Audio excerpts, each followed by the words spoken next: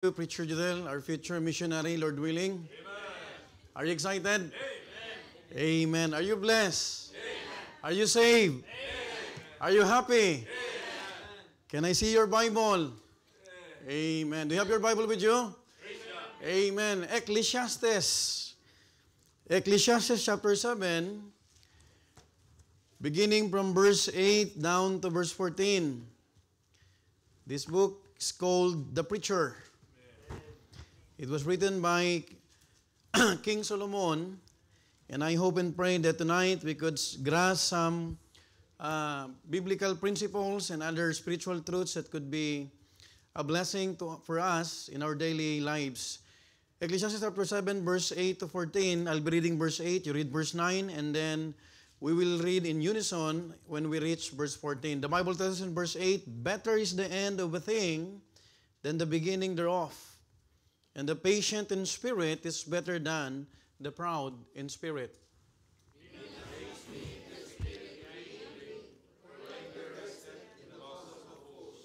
"Say not thou, what is the cause that the former days were better than this? For thou dost not inquire wisely concerning this."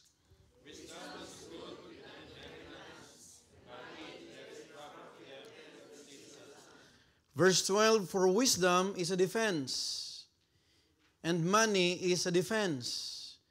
But the excellency of knowledge is that wisdom giveth life to them that have it."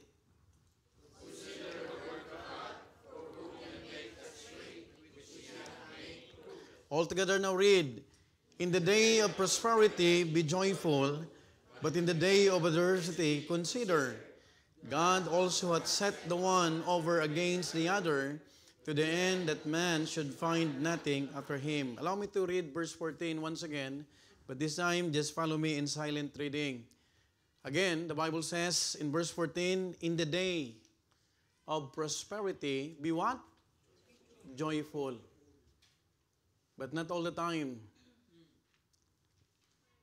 Our lives experience blessings. But in the day of adversity, what the Bible says? Consider. God also hath set the one over against the other, to the end that man should find nothing after him. Tonight, allow me to preach a message I entitled, "Wisdom in the Seasons of Life." Wisdom in the seasons of life. In Italy, we have 4 seasons. Summer, spring, fall, or autumn, and winter. But there is wisdom even in the seasons of life. I hope that the Lord will continue to meet the needs of His people as we worship Him in spirit and truth. Let's bow our heads and close our eyes as we will be asking once again the Holy Spirit to guide us, to illuminate our minds, and be able to understand so that we could understand very well the message that the Lord prepared for all of us. Father God in heaven, in Jesus' name, thank you, Father, for your faithfulness to all of us. Even for this freedom to study thy word, the freedom to gather in this place, to be a blessing to every member of this church, oh Father. And also, Lord, we are asking that you will continue to sanctify our minds, our souls, our hearts. If there are sins, if there are iniquities, Lord, that could hinder our service, our worship, Lord, we are asking your gracious hand to forgive us, to sanctify us through the blood of the Lord Jesus Christ. And tonight, Lord, your servant is asking once again your favor. Lord, help me to just utter words that I could be a blessing to your people. And even, Lord, I pray that you will continue to give us the spiritual understanding through the help of the Holy Spirit. Lord, meet the needs of thy people. And Lord, we ask all these things in the mighty name of the Lord Jesus Christ. All the people say, Amen. Please be seated. Wisdom in the seasons of life. Life moves through seasons we cannot control. Some days, we feel great. But other times, we are lonely. May panahon na masaya tayo, may panahon na parang ang tamlay. Hello? Parang panahon. Malamig. Minsan mainit. Minsan taglagas. Minsan naman tagsibol. Now, we had seasons of joy and seasons of despair. We had also our fair share of being in love. Sino pong na-in-love na sa inyo rito? Except for the young people. Kasi pag love life ang kwentuhan, buhay ang young people. And experiencing also heartbreak. You know what? We also went through both a season of gain and also a season of loss. So, minsan, positive. Minsan naman, negative. Such is life. So, walang constant na bawat araw gigising ka na excited kang magtrabaho. Kadalasan ang mga Pilipino, ang mga OFW, excited gumising kapag sweldo na. Tama po ba? Pero pag nagsisimula ang buwan, marami tayong buntong hininga kaysa sa pasalamat sa Panginoon. Are you following? Now let's go back to what we have read. The book of Ecclesiastes reminds us that our greatest armor in facing each season of life is wisdom. Wisdom is the principal thing. Can I hear amen? Sa lahat ng panahon sa buhay natin na dumarating, kailangan natin ng wisdom. Though it will not prevent us from facing difficult moments, it will be our resolve in the trying moments of life. Wala namang madali sa buhay na to. Ang madali lang ay mang-hold up ka. Sad to say, because yung hold upper pa, isang kapitan, a police officer, imagine. Sa halagang grocery o pera na sa 20,000 pesos, so hold upin mo yan at ang kapalit ay buhay mo. Now, tonight, we are not all standing in the same season. You may be hurt, you may be healing today, or you may be nurtured and blooming. Whatever life finds you now, this is a wonderful message that will make us embrace every season of life. So we will be talking about tonight wisdom and the seasons of life. Alam mo, graphics pa lang, nagsasalita na. Praise God for the life of the creative teams. Kapag in love si Sir Jelaine, talagang maganda. Amen po ma. One of the best banners. Now, we will be talking about how to be truly wise in every season of life. Because narinig natin kanina, may panahon na negative at may panahon na positive naman. Pero paano natin harapin ang buhay kapag sa panahon na tayo ay malumbay? So this time, we'll be talking about how to be truly wise in every season of life. Number 1, mark a measured spirit. Are you following? Take note about that. Mark a measured spirit. It is what the Bible says in verse 8 to 9. Sabi ng Bible, better is the end of a thing than the beginning thereof. Solomon said this. He wrote this. And the patient in spirit is better than the proud in spirit. Verse 9. Be not hasty in thy spirit to be angry. For anger resteth in the bosom of fools. Mahirap ang taong mabilis magalit. Lalo pag nagagalit ka na walang dahilan. Are you following? Now, Solomon said that the end of a thing is better than the beginning. Which, when I am contemplating this particular verse, at first glance, it doesn't seem relatable to me. Why? Because sabi ni Solomon, the end of a thing is better than the beginning. And here's my reasons why. Number 1, the first days at work or school are usually sweeter than the last. Pag unang pasukan, bago ang bag. Nagyayabangan. Tinitignan mo, sino kayang cute dito? Hello? Tama po ba? Pag unang pasukan, marami ka pang baon.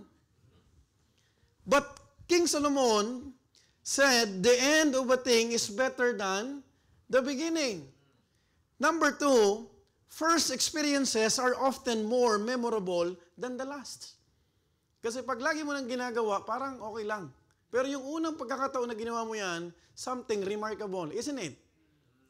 Parang pag pumunta ka sa isang lugar, pag napuntahan mo na, parang yung excitement mo, hindi na ganun kataas.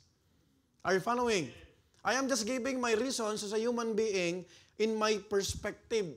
Thirdly, the first hellos bring joy, while the last goodbyes bring pain. Pag nagpaalam si Sir Maribel, malungkot. Pero ang buhay tutuloy. Are you with me? But nasama pa ako ni Pastor sa preaching. Pang-apat, we celebrate the day of birth far more than the day of death. Sino ang excited na mag-celebrate ng day of death? Di ba ang sineselebrate ay yung araw na ipinanganak ka? You know what? In our church, the most special birthday is the birthday of your pastor. Lahat, pati kaluluwang gala, nagsiselebrate. Are you following? Because November 1 in religion, All Souls Day. Hindi araw ng pataya, All Souls naman. You know what? Yet, Scripture tells us the opposite. It tells us that the end carries more weight than the beginning. Now, in our experience, the end is usually bitter. But the Bible tells us that it is actually better. Question, why is that so? You know what's the reason? Because although beginning shows us excitement, the end unveils how we are shaped. Are you following? Walang Kristiyano na dumating sa church, mature na. Walang Kristiyano na hindi na-offend. Sino sa inyo ang hindi na-offend dito at u-offend din natin? Walang pumunta dito na naging membro ng church na hindi ka na-offend. The truth of the matter, nung bago kang mananampalataya, maraming naka-offend sa'yo. But you chose to stay in the perfect will of God. Because we are instructed to look unto Jesus. Are you following? Are you with me? Folks, although beginnings are full of intentions, the endings expose the results. Hindi kapatid na binibilang kung ilan na nagsimula. Sa Bible College ang binibilang yung gagraduate. Mas marami ang nag-i-enroll pero kalagitnaan hanggang matapos, paunti ng paunti. Parang discipleship. This coming December, maraming makaka-receive ng plaque. Pero yung hindi tumuloy, walang plaque. Walang natapos, walang achievement. You know what? At the end, we finally see what we learned, what we became, and what God accomplished in us. Kumusta ka ngayong gabi bilang isang Kristiyano? Have you seen yourself na lumalago ka sa biyaya ng Panginoon? Look at these people. Yung mga nandito kapatid, faithfully. You know the fact that the strength of the church are those people who are attending prayer meeting. Amen. Not only in Sunday service. Right. Ang totoong strength ng church, ang totoong bilang ng lakas ng church, nakadepende sa mga attendance na nananalangin. Right. Are you following? That is why if you are faithfully attending midweek service and prayer meeting, ibig sabihin, kasama ka sa strength ng church. Amen. And that is a privilege. Kasi nagbibigay ka ng kalakasan. You know what? We have to understand that this is something what the beginnings cannot give. Now, Solomon gives us how it can be possible for us. Reaching our end with patient spirit is better than going through life season with a proud spirit. You know what? We have to understand, kumusta ang spirito mo? Do you have a patient spirit? Kanina, when we are going to the church, nagkasabay kami ni Brother Sagani, mayroong isang truck na sigsag. Parang Ferrari siya eh. Wala siyang pakailangan. Nagmamadali and then zigzag. You know what? Makikita mo kapatid, we have to assess what kind of spirit we have before the Lord. Do we have a proud spirit or do we have a patient spirit? Now, if we are not patient and humble in going through life season, it is certain that our end will be worse than our beginnings. You know why? Number one, a proud spirit wants to control the season. Do you believe on that? Pero pag patient ka, anumang sitwasyon dyan, matututunan mong mag-antay.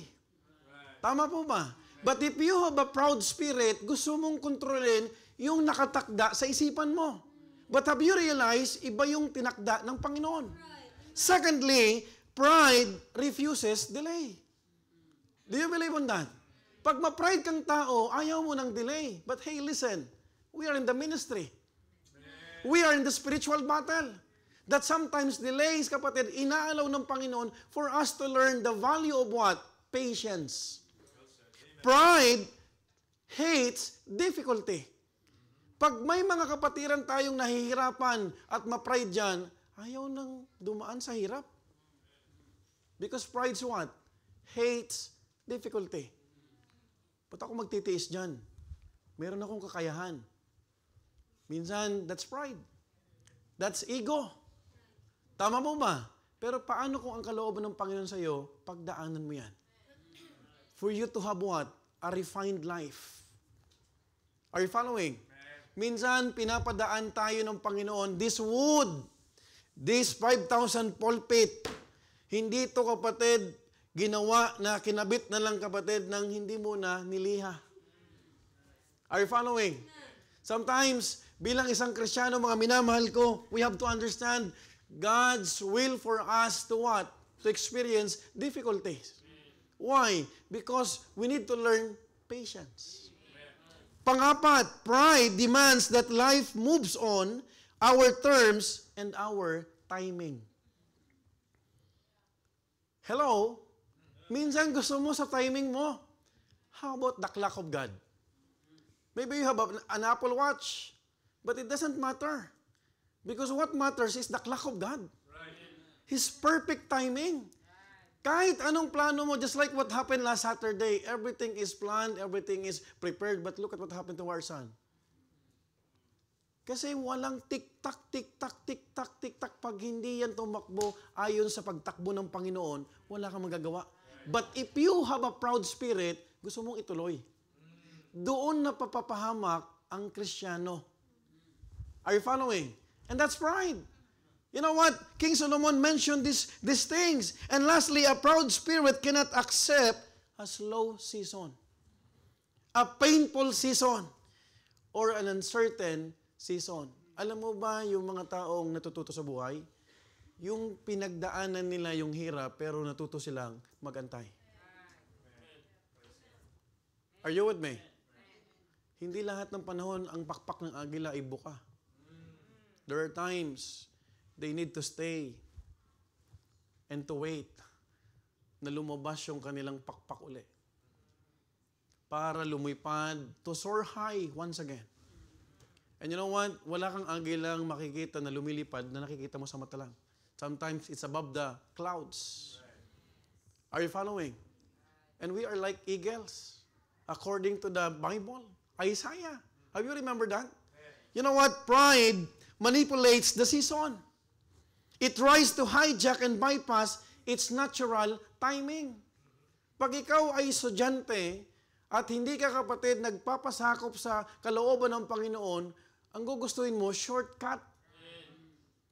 Magtatrabaho na lang ako para kumita ng pera. But do you know that that's not the will of God for your life? Because maraming estudyante ang gusto mag-aral, walang pampaaral. Are you following? That is why kapag may magulang ka na ikaw pa ang tinutulak, lahat ay provided, be thankful to the Lord.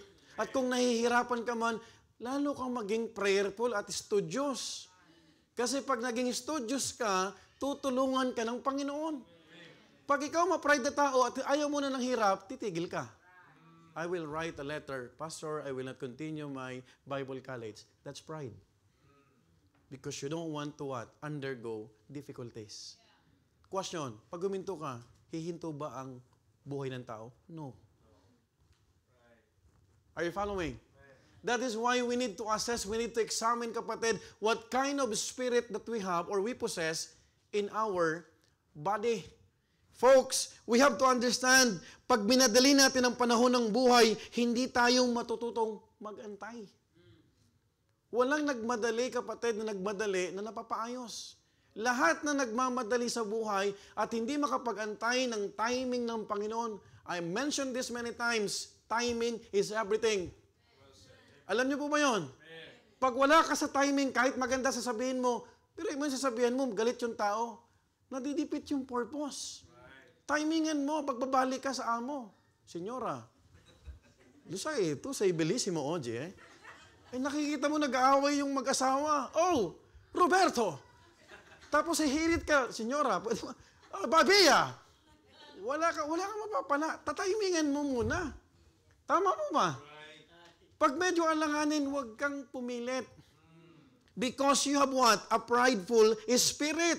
At dito pumapasok ang sinasabi ni Solomon, kaya niya sinasabi na ang pasensyosong spirito ay mas mabuti.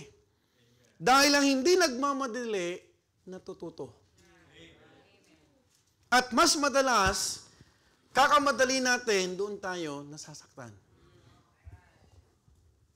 Sino sa inyo ang gustong masaktan? Pastor, ayoko niyan. Mapait yan. So, huwag kang magmadali. Hello? You know what? We have one rule here in our church. Pag nagpaligaw ka na hindi alam ni pastor, bahala ka. Are you following? Pero kapag ipinaalam mo sa pastor at you recognize the authority, a person who does not know how to recognize authority is a prideful. Pride goeth before destruction. Are you following? You have to recognize that you have parents. You have to recognize that you have the pastor. May mga Kristyano, karnal. Ba't natin sasabihin lahat kay pastor? Hindi naman siya Diyos. Yes, I'm not God. But do you know that pastor can give you a sound advice? Are you following? Kasi yung pastor, kapatid, ililid ka. Huwag yan. Dito ka. O tuloy mo yan. Tama mo ba? And who will benefit if you will submit? It's not the pastor, it's you. Pero nagmamadali ka para ka maubusan ng tinatawag na tinapay. What will gonna happen? You will experience what? Pain. And sometimes, yung mga consequences, ang hirap ibalik. You know what? To have a measured spirit, I am using measured spirit, it means controlling what happens inside you. When you cannot control what happens around you. You have to understand, kapatid, tika lang. Hindi mo kontrolado yung sitwasyon, pero kaya mong kontrolin yung nasa puso mo. Tama mo ba? That is why the Bible tells us in Proverbs, keep thy heart with all diligence, for out of it are the issues of life. Ang puso madaya.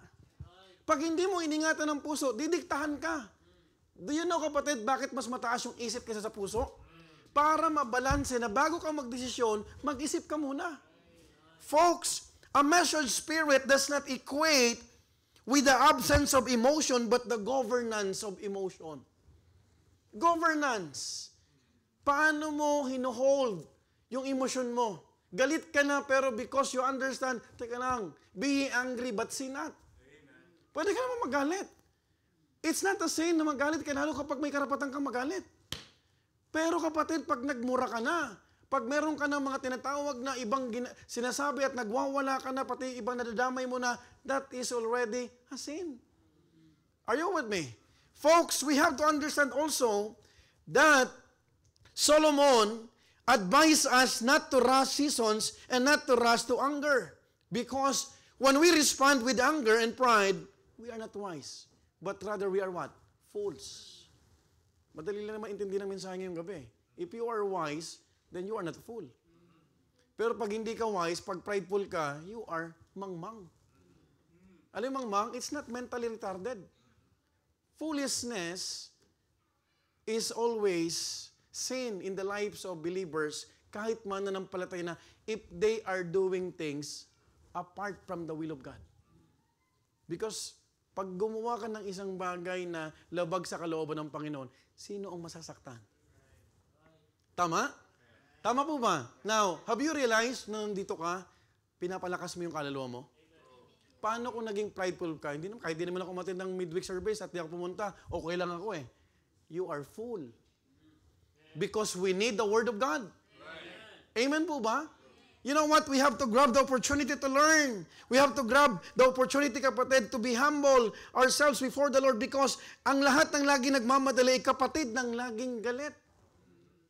Have you realized that? Uulitin ko ulit. Ang lahat ng nagmamadali sa buhay, may kapatid yan. Galit lagi yan.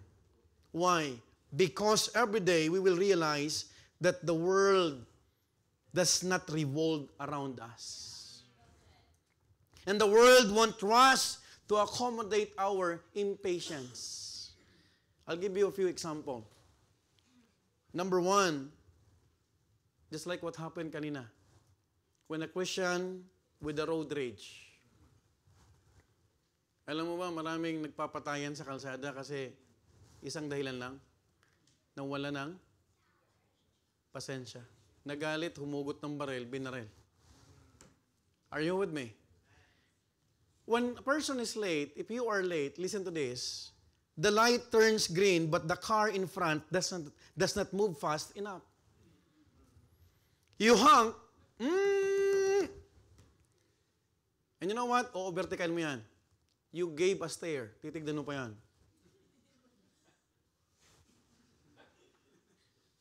Hindi mo titignan yung katabi niya, yung driver din. And probably, pag nasa Italia ka, Mobiti! Sbrigati! Oh!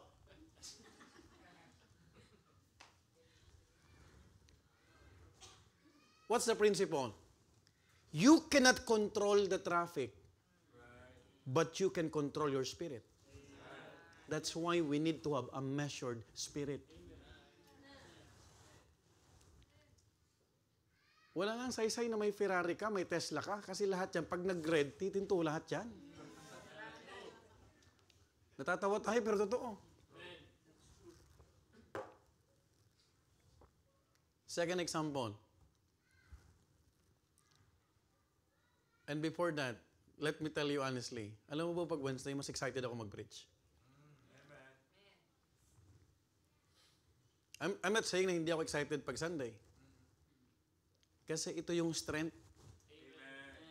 Amen. Could you please flash the outreaches? Pag nakikita ko itong mga to, consistently and faithfully,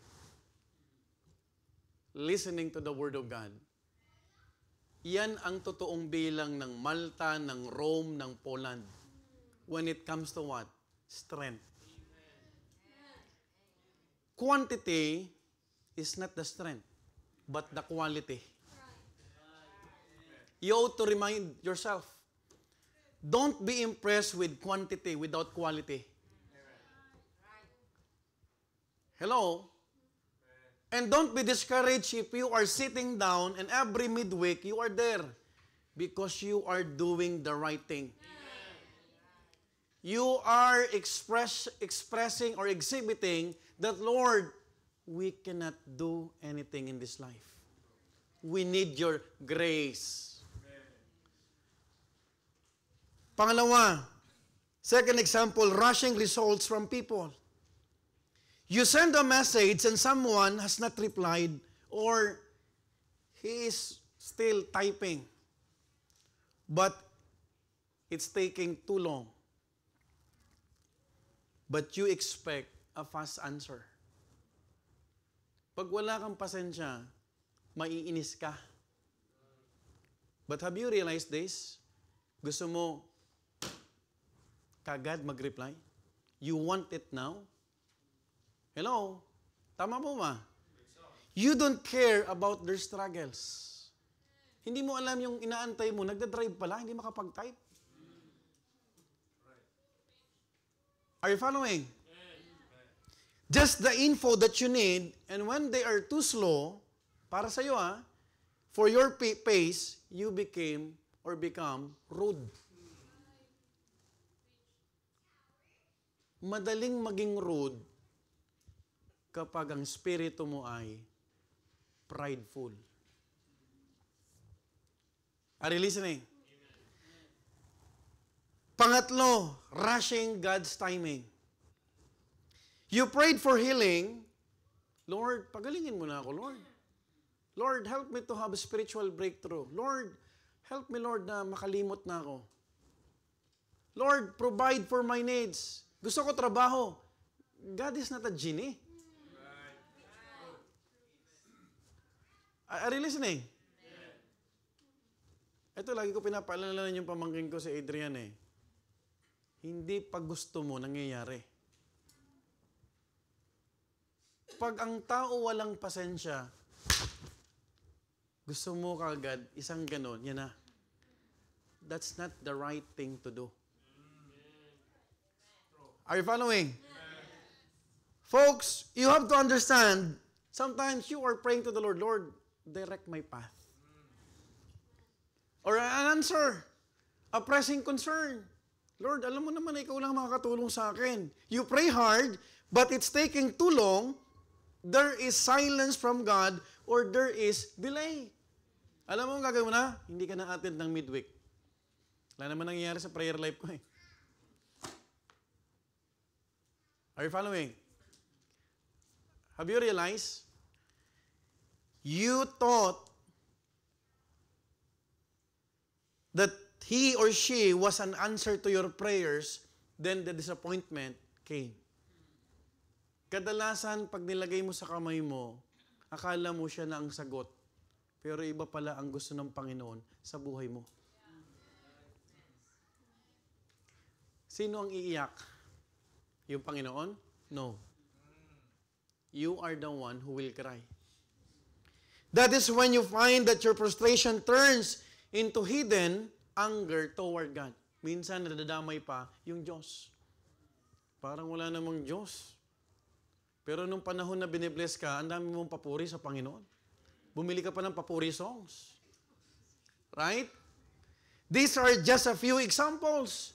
But they are solid enough to show us that impatience and pride is the brother of an angry man. Iwas ka sa taong walang pasensya. Kapatid, may mga tao, gusto mo ganon. Pero hindi yan nagmamatter sa ministry. Are you following? Do you realize, do you remember saan tayo nagpe-prayer meeting noon? Nandyan, sa parko. Hinahampas ko bawat lamok kasi sa parko pag summertime, malamok. We do not force the issue. In fact, there was an issue na nung hindi nabili yung van, maraming mga tinatawag naging concerns. Until sa time that the Lord revealed His plan, kung nabili natin yung van, wala tayong pang-down sa lokale. That is why hindi mo pwedeng pangunahan ng Panginoon. The only thing that you need to do is what? To pray. Amen. To wait, because God can unfold things. Not according to your timing, not according to your thinking, not according to your wanting, but according to His perfect will in our lives. Maraming napapahamak na Kristiyano dahil hindi marunong mag-antay. Even in our children. You know what? If you want to raise a godly children, mag-antay ka. Gusto mo ng godly children pero ayaw mo mag-train. Tama po ba? Gusto mo yung anak mo maging masunurin, but have you ever asked yourself, tinuruan mo ba yan mag-pray? Tinuruan mo ba yan humiling sa Panginoon? Ang gusto mo lang maayos. Because people will look at you. But hey, when was the last time you give time for that, for your children? When was the last time that you open your Bible? Knock. This is the Word of God. This is the principle. Tama po ba? Pero gusto natin yung anak natin sumusunod. Huwag kang mag-demand ng isang bagay na hindi ka naman sumusunod. Do not desire that your children will have an open eyes kung ang Biblia mo sarado. Are you following? You have to open your Bible and you have to reflect. Anong klase tayong mananampalataya? Kasi baka hindi natin naiisip, yung spirit natin ay wala na kapatid na pasensya. Folks, we have to understand these are just few examples, but we need to understand tonight, let's be wise. Can I hear amen? Amen? Learn to wait. Start well, but finish strong. Hindi yung puro ka intro. intro ng Bible College, intro ng ganito, intro ng ganitong ministry, walang natapos. You know what? What matters to God? Faithfulness and consistency. Nakakatakot yung mainit, sobrang init. Hello? Alam mo pinakamaganda? Slowly, but surely. Pag sobrang init, nakakapasok. Right? Huwag kang kumuha ng isang responsibilities o maraming responsibilities na sa kalagitnaan, wala kang nagagawa. Are you with me? Are you following? And to do so would mean choosing a measured spirit over a manipulated season. I'm using manipulated season. Why? Because akala mo, kahit hindi ka tapat sa Panginoon, okay pa rin ang buhay. That is a manipulation. You are not God that you have the power to manipulate season. Because sa ayaw at sa gusto natin, dito tayo sa Italy, tayo ngayon ay nasa inverno. Pero lumilipas ang December, January, babalik tayo saan? Spring. Hindi mo kayang kontrolin na yung mga springtime na yan, darating ang panahon, a season of warm. Are you with me? At hindi mo rin kayang kontrolin na pag fall or autumn, yung mga dahon na nakikita mong sobrang gaganda at berde at pula pa, tagpapapicture ka pa. Pero sa suluwinin, wala kang picture, bumabagsak yan. You cannot manipulate season. You can manipulate people, but not season. Are you listening? Masarap, kapatid, na unti-unti nakikita mo as you stay, as you abide in the church, lumalago ka. Hello? Walang saysay ang church kung hindi ka lumalago. Can I hear amen? You know what? This pulpit is being what? True. To share, to preach the Word of God. And I hope na habang nandito ka pa, because not all the times, nandito tayong lahat. There will come a time, Sister Jelaine will marry someone. Mawawala to. There will come a time, si Sister Dane, mawawala to. There will come a time, Preacher Noli, mawawala to. Pero sana kung mawawala man tayo, kapatid, meron tayong natutunan sa buhay. At natutunan natin ang mag-antay. Hindi tayo nawala because ma-pride tayo. Ayoko dyan kasi gusto ko ito. Who are you to dictate that? Do I have the right? No, sir. I don't have. Neither you. Antayin natin ang Panginoon because in the life or in the seasons of life, we need what? Wisdom. Wisdom is the principal thing. How to be truly wise in every season of life. Number 1, mark a measured spirit. Number 2, model a mature thinking. Model a mature thinking. In Ecclesiastes chapter 7 verse 10, say not thou what is the cause that the former days were better than this.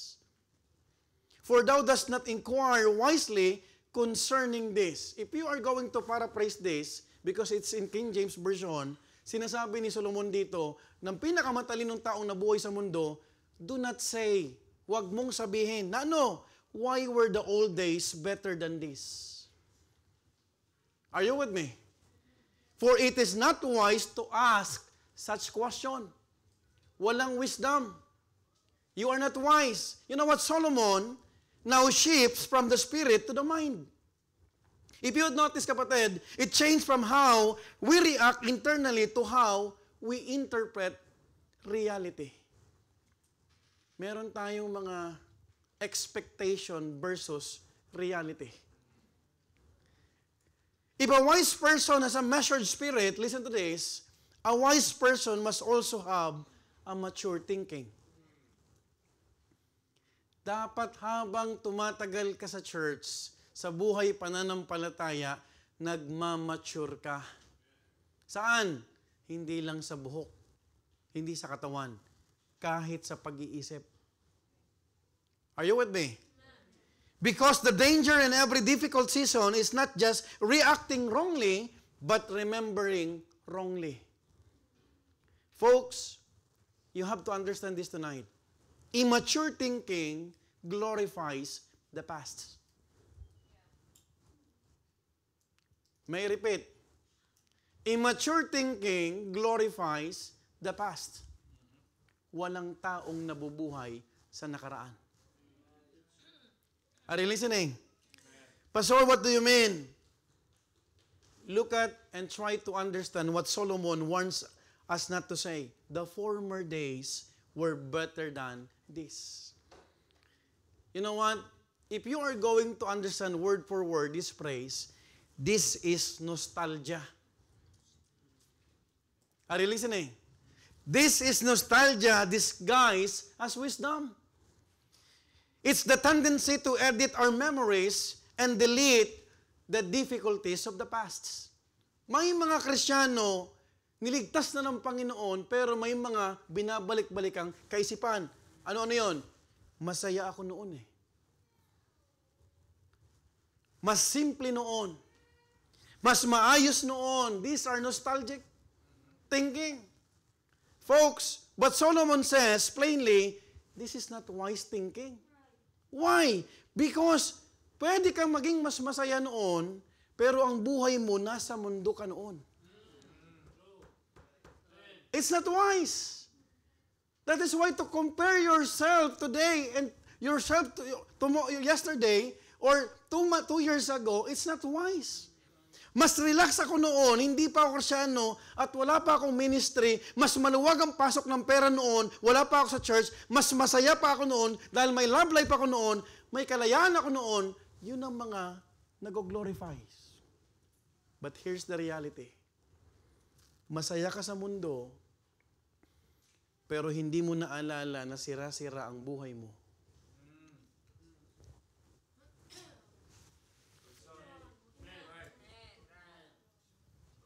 Satan is an expert reminding the glory of the past while you are in the world. Because he doesn't want you and me to serve the Lord. That's the reality.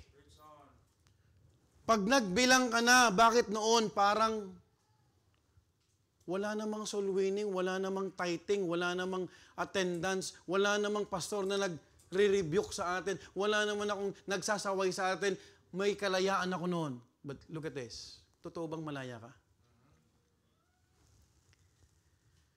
Folks, the reality is this. Mas relax tayo noon na walang ginagawa, pero di natin maalala na walang patutunguhan ng buhay natin. Mas masaya ang love life noon at mas may kalayaan kasi kahit saan ka nagpupunta-punta kasama ng yung boyfriend, pero ang di natin maalala, may kalayaan ka nga pero punong-puno ng kasalanan. Sakit at kaguluhan ng kapalit. Can I hear amen?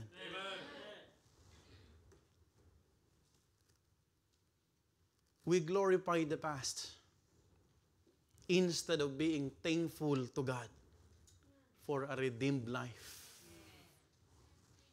You know what? I'm not saying this because I'm a pastor. Hindi ko kayang ipagpalit yung buhay ko ngayon.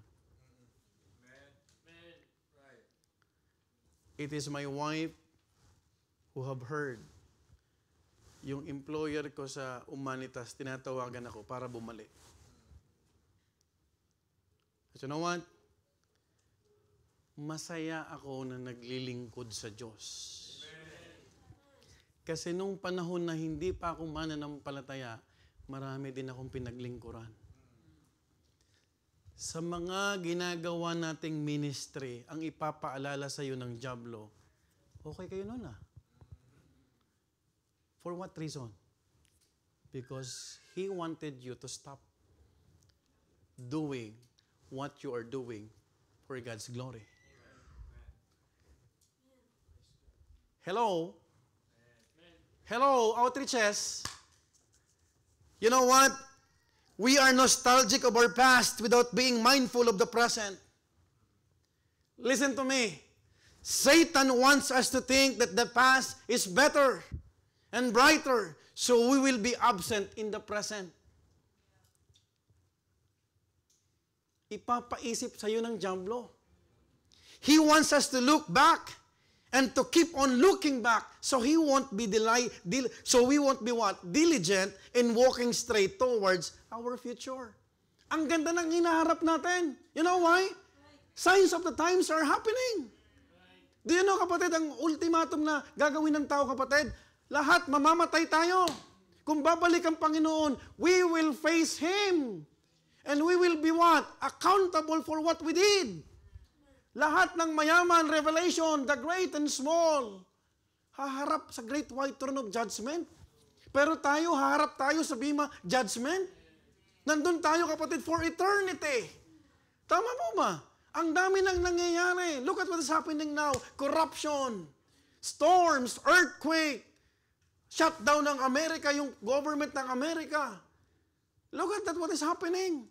Mga kapatid ko, betrayal, coldness of love, wala nang pagmamahal sa bawat isa. These are signs. But you know what? In the future day, kapatid, tayo ang magiging masaya. Tayo ang totoong magiging masaya at magiging maligaya dahil nasa piling tayo ng Diyos. Kaya huwag mong ipagpalit yung buhay na meron ka. I am always reminding the men, wala nang ibang pinakamagandang buhay na buhay na mararanasan ka, yung nakakatulog ka na wala kang kasalanan. Yung gigising ka na hindi ka, kapatid, masakit ang ulo because of hangover. Do you realize that? Yung lalakad ka sa Baleta, lalakad ka sa Oslo, si Sir Jonah, na merong direksyon ng buhay mo. As you have the measured spirit, you will measure these people. Kawawa pala sila kasi wala silang relasyon sa Panginoon. Do you understand what I'm trying to say? We remember the pleasures of the past, but we forget the bondage that came with them. Came with them. That is why the past looks better. Because we only replay the highlight reel, not the whole story. Alam mo bang tao ngayon ang galing sa reel? Bakit patok ang reel? Kasi nandun yung highlight. Pero yung totoong kwento, yung pagod, paano ginawa, at yung mga bloopers, pinapakita ba yon? Wala.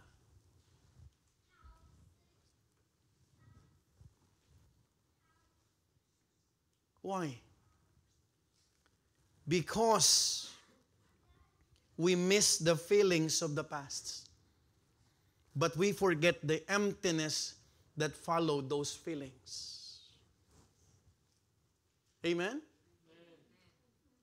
Kaya ipapaisip sa ni Satan, okay ba yung decision mo na nag-church ka talaga? O binuburo mo yung sarili mo para maging manang? Hello? Anong mapapala mo sa Bible College na yan? Anong mapapala mo dyan sa soul winning na yan? You know what? The greatest danger is when we glorify the past. We blind ourselves to what God is doing now to yourself. Huwag mo naman isarado yung mata mo. Hello? Looking back, kung saan tayo dinampot at pinulot ng Panginoon.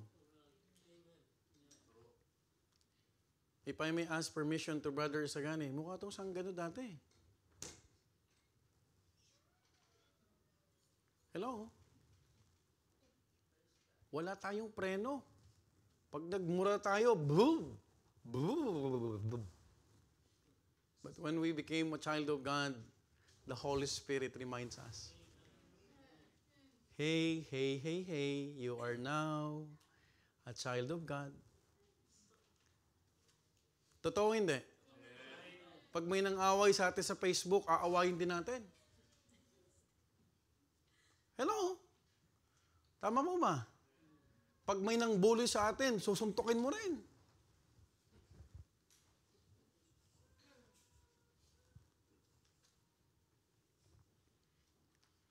Pag may gumawa sa'yo ng kalokohan, pinaplanuhan mo. But when we learn that we are God's people, you are now quoting, vengeance is mine. Sa Panginoon na lang kita ihahabilin. Ako makakatulog ng mahimbing, ikaw hindi. Without sarcasm. Because you learn that the most powerful spirit is the Holy Spirit. Nostalgia is okay, but don't dwell there. It not only distorts your memory, it weakens your present obedience. You know why? Because you cannot move forward while worshiping what's behind you. Hindi ka makaka-move on. Nagpe-pray ka, makamove on ka, pero ang inisip mo, yung kahapon, doon kami nag-date. Ito yan eh. Itong street na to, dito kami bumili ng tinusok-tusok. Tapos sinubuan pa niya ako, kalimutan mo na.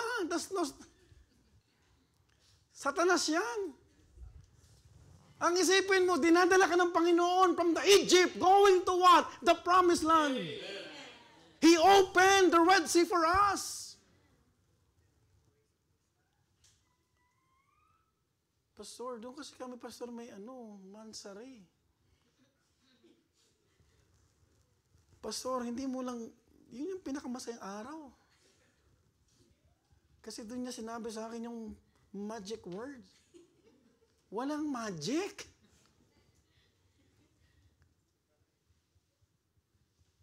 Pag mahal ka ng tao, hindi ka dadalhin sa kasalanan.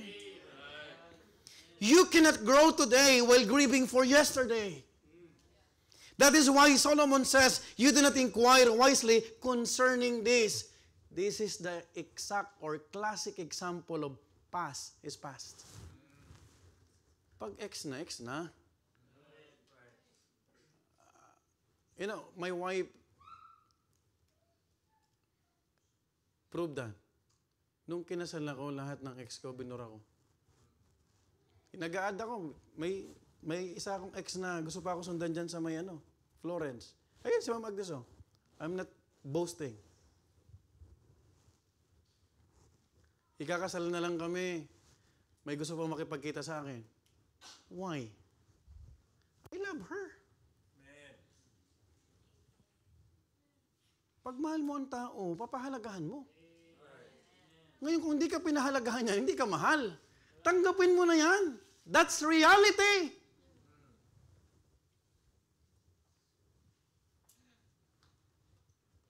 You realize things, kapatid. Kasi minsan, tayo ang masasaktan. The Bible says in Luke 9:62, even in spiritual realm, and Jesus said unto him, no man having put his hand to the plow and looking back is fit for the kingdom of God. Hindi ka makakapag-akay ng kaluluwa kung ang baggage mo, yun ang lagi mong tinitignan. Nostalgia gives comfort, but maturity gives clarity. May I repeat this statement? Nostalgia gives what? Comfort. But maturity gives what? Clarity. We don't lose our joy because today is terrible, but because we are comparing today to a distorted yesterday. Isa lang naman tao ang constante at faithful at hindi nagbabago. His name is Jesus. Because Jesus Christ is the same today, yesterday, and forever.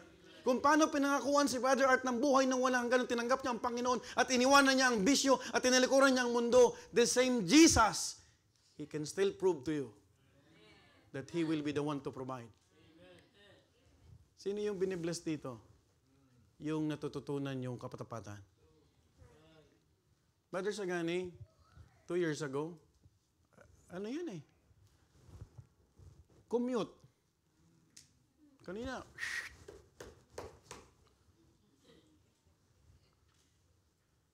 pero binabalikan ba ni Brother ano yan? Hindi, ang mahalaga yung ngayon. Huwag mong balikan yung nakaraan. Wala yun. You learn from those things. Pero hindi para balik-balikan. Tama? At huwag ko sabihin, maayos ang buhay mo nung hindi ka Kristiyano. That is one of the most ungrateful statement or thought that you could ever think before the Lord. Baka hindi ka totoong ligtas. Because therefore, if any man be in Christ, he's a new creature. All things are passed away. Behold, all things become new. That is the reason why we are always asking our kids, your son, your daughter, are you saved? Matthew, are you saved? Ivan, are you saved? Adrian, are you saved? It's not because ang pamilya nila, ang magulang nila ligtas. Ligtas din sila. Salvation is a personal thing. Mawala ang kaibigan mo, kahit yung nagdala pa sa'yo, magre-remain ka. Pero kung ang basihan mo lang ay kaibigan kapatid, friendship, not lordship, isa ka ring mawawala sa church. Because salvation, the basis of salvation is not friendship, it's the lordship. Amen. I am the way, the truth, and the life. No man can come it unto my Father but by me. You know what? If you are serving God now, I assure you that though today is more difficult, you are in a better place than where you were yesterday. 7 years ago, when I was conducting discipleship with Preacher Noli, punong-puno ng alak ang cabinet ito. It's not because he bought it, it's because they gave it.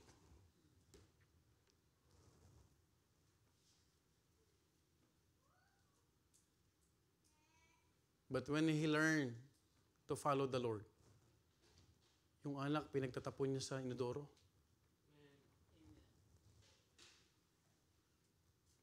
Are you listening? I remember Sister Nova 5 years ago. Kung hindi ito nakinig, baka wala na ito eh. Nasaksak na rin ito eh. Hello? I gave my advice. Sis, I am not saying this because it just came to my mind. But believe me or not,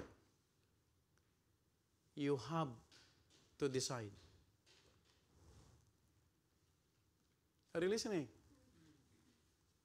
You know what?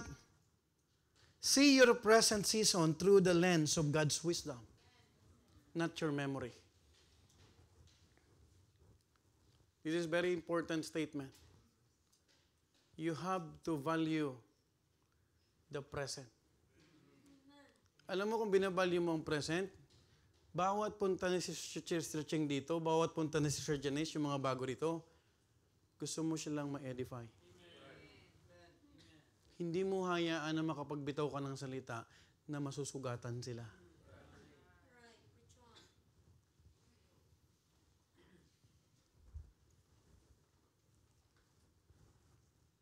Ang alaala may filter.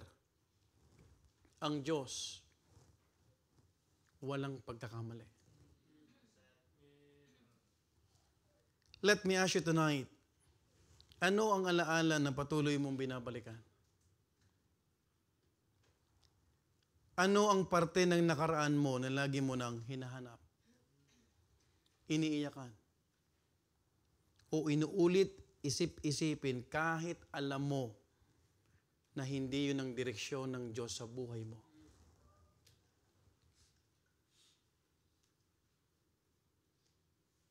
Let me ask you, pag binalik-balikan mo ba yan, may mangyayari pa? Ikaw pa rin ang masasaktan.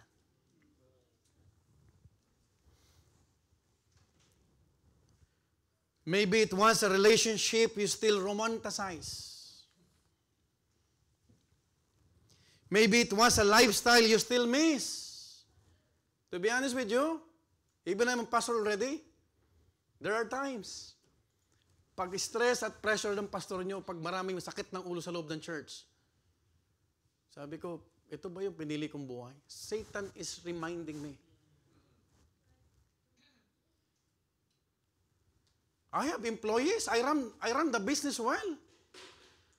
Hindi ako nagpunta sa ministry para sa pera o para sa ano. You know that. My life is an open book. Even I'm a pastor. Pag ginusto ko pumunta ng Tagaytay, yung driver ko papunta ng Tagaytay. And I'm earning money. Pero sa ministry, kapatid, you will learn how to what? To understand people. Because ministry are people. Madali kang akusahan, madali kang pag-isipan, but they don't have what? The realities of life. Because ang totoong makakaintindi sa isang pastor ay pastor din. Same thing with a mother. Maintindihan mo ang isang ina kung ina ka rin. Pero hanggat hindi ka nagiging ina, hindi mo yan maiintindihan. Naunawaan niyo po ba ako? Folks, you have to understand, maybe it was a season of comfort you still long for. Maybe it was a version of yourself you keep comparing to who you are now. The Alvarez, when they are planning to migrate in Milan, I told them, make sure that it is the will of God na pinag-pray niyan.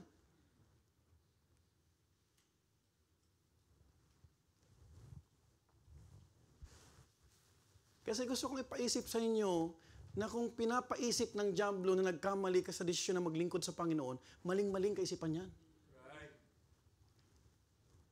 Walang nalugi na naglingkod sa Diyos. Walang nagsayang ng buhay at panahon. Pero maraming taong sinasayang na oras at panahon. Ang daming Kristiyanong sobrang at daming talento pero hindi nagagamit.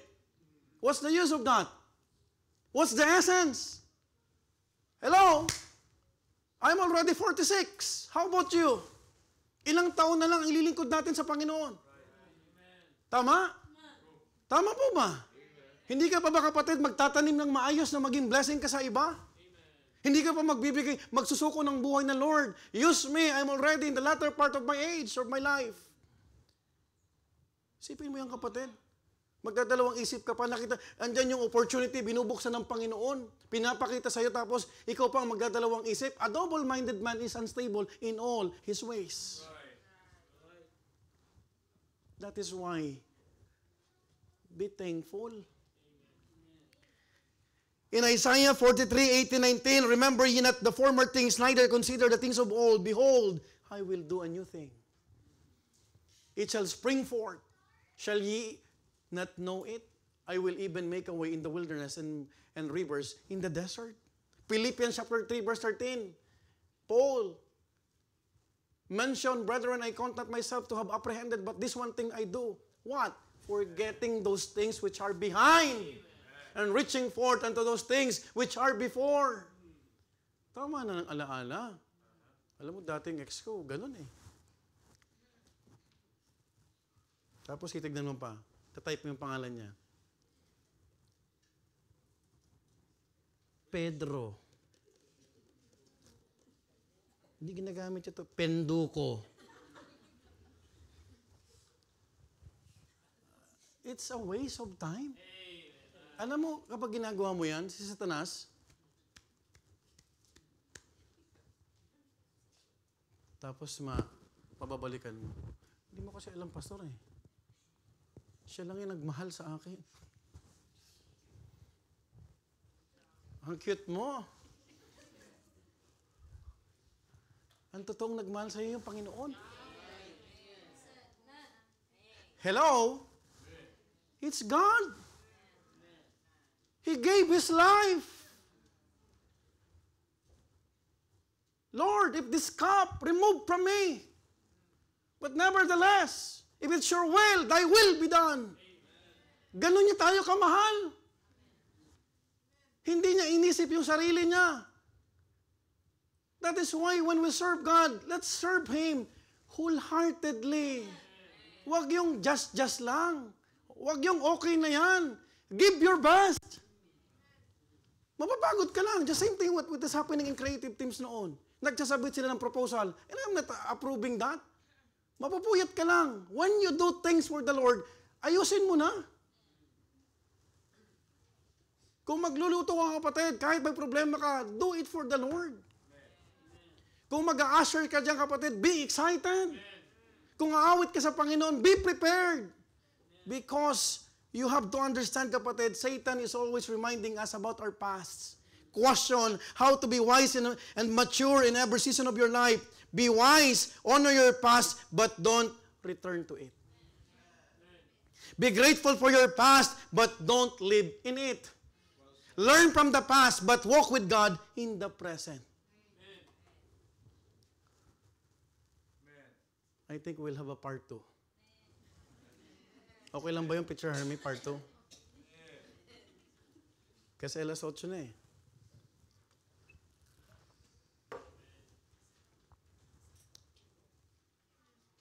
Church, be wise. Have a measured spirit. Don't have a prideful or a proud spirit. Because there are seasons of life. Maaring nasa taas ka, pero hindi lahat ng panahon nandyan ka. Maaring hindi mo nakikita ang halaga ng church dahil meron kang pera. But one day, the Lord will remind you.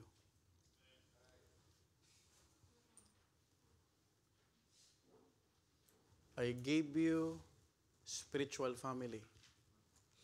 Ang ipagpapalit mo lang, mundo. Hindi ko pagpapalit ng fellowship ko kay Sister Ching.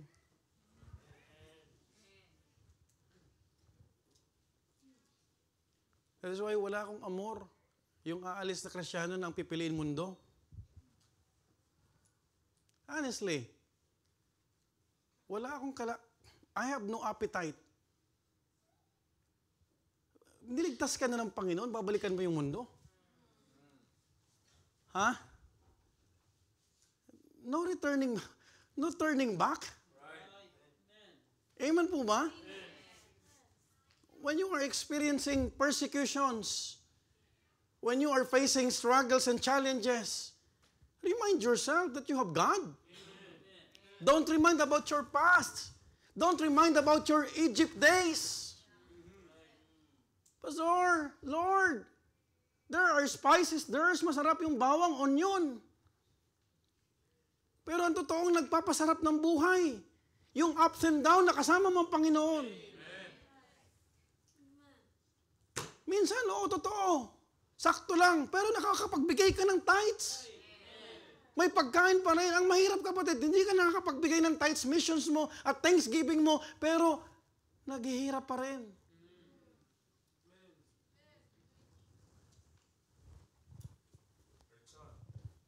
Si Satan magaling magpaalala eh. Ano, dati tambay ka lang eh. Sarap ng buhay mo, tapos ngayon, ganyan-ganyan ka. Anong masarap sa tambay? We will continue next week. Wisdom in the seasons of life. Kapag di pa bumalik ang Panginoon, at meron pa rin tayong buhay, we will continue this. Let's all stand up. Heavenly Father, salamat po Panginoon sa gabing ito. Umaapaw po ang aming kaligtasan.